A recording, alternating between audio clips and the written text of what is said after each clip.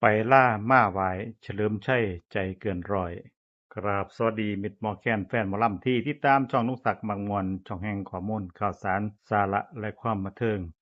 มื้อนี้วันที่2มิถุนายน2569กับบรรยากาศตอนเช้าอากาศร้อนพี่น้องสลับกับฝนตกจักหน่อยเดี๋ยวหนาวเดี๋ยวร้อนพี่น้องก็รักษาสุขภาพกันในที่สุดแล้วเฉลิมชัยใจเกินร้อยเขาไปกราบลาแม่แตนบอยสิริชัยอย่างเป็นทางการเมื่อก็เป็นที่แน่นอนว่าฤดูกาลนี้บ่มีเฉลิมชัยอยู่ในเวทีใจเกินร้อยเป็นที่แน่นอนก่อนหน้านั้นก็มีข่าวเกี่ยวกับเฉลิมชัยน้องแน่นที่แยกย้ายกันไปเติบโตเบื้องลึกหนาบางเฮาก็บ่ฮู้ว่ามีหยังเกิดขึ้นกับคู่รักคู่นี้ที่ผูกพันกันมาโดนลุงศักดิ์ยังจำได้ช่วงที่หมอลำใจเกินร้อยประสบภาวะวิกฤต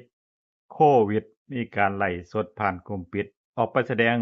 ออกนอกสำนักงานบ่ได้ก็มีคู่นี้ล่ะคอยเป็นกำลังใจให้บอยสิริชัยไลฟ์สดหาเงินมาสนับสนุน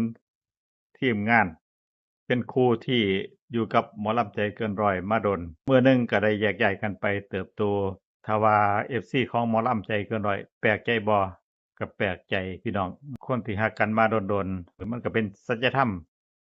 อย่างหนึ่งเนาะพี่น้องมีพบก็ต้องมีจากแต่เมื่อเป็นการตัดสินใจทั้งสองฝ่ายก็จำเป็นต้องแยกย้ายกันไปก็มีหลายๆคนที่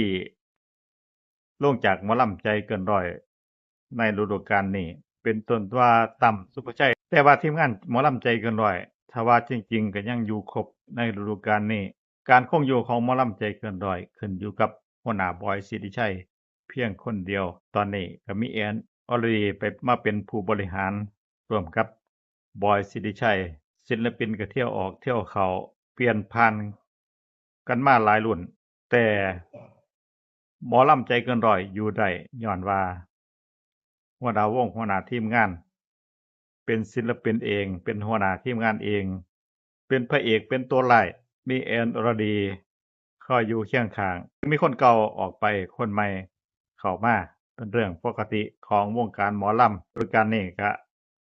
เป็นฤดูกาลที่10แล้วหมอลำใจเกินร้อยมีบอยสิริชัยที่เป็นศิลปินตัวหลักการสร้างคอนเทนต์รูปแบบหยังต่างๆผสมกลมกลืนระหว่างคนรุ่นใหม่กับคนรุ่นเก่าบอยต่อยอดจากมรดกทางวัฒนธรรมหมอลำเรื่องต่อก่อนมาปรับใช้กับรูปแบบของหมอลำยุคใหม่เป็นหมอลำโซเชียลมีเพจหลักมี YouTube